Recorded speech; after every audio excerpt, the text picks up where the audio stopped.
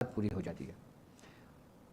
کہ جیسے میں نے آپ کو ایک ترتیب و طریقہ کار سمجھایا تھا کہ وہ طریقہ جو نظامیہ خاندان میں رائج ہے اور بالخصوص نظام الدین اولیاء محبوب الہی نے اپنے خاص مریدوں کو تعلیم کیا تھا، ایک بار میں آپ کو پھر تعلیم کر دیتا ہوں کہ آپ اگر چاہو کہ آپ کم وقت میں اپنے رب کے قریب ہو جاؤ، اس کی قربت کو پالو، تو 5 وقت کی نماز کی پابندی کرو.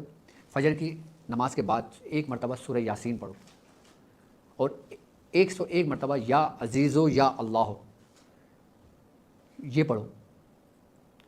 اور پھر ظہر کی نماز میں آؤ، ظہر کی نماز کے بعد 1 مرتبہ سورہ فتح پڑھو اور پھر یا کریمو یا اللہ 101 مرتبہ پڑھو. پھر عصر کی نماز میں داخل ہو، پھر سورہ نبا 1 مرتبہ پڑھو اور یا جبارو یا اللہ 101 مرتبہ پڑھو. پھر مغرب کی نماز میں داخل ہو، پھر سورہ واقعہ 1 مرتبہ پڑھو اور پھر یا غفارو یا اللہ 101 مرتبہ پڑھو.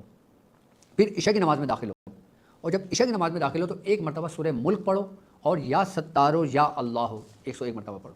کہ جو شخص اس طرح اس ترتیب سے 5 وقت کی نماز پڑھ کے ان اوراد و وظائف کو اپنے ورد میں رکھتا ہے اور 40 دن اس کو مکمل ہو جاتے ہیں، اس پہ کسی قسم کا کوئی جادو اثر نہیں کرتا، اس پہ کسی قسم کا کوئی شیاطین اثرات اس کے قریب نہیں آ سکتے.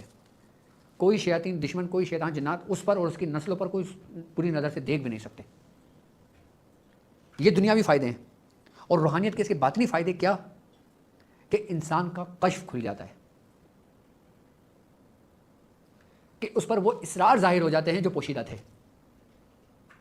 وہ اپنے منزل کے بہت قریب پہنچ جاتا ہے کہ وہ مقبول بارگاہ ہو جاتا ہے.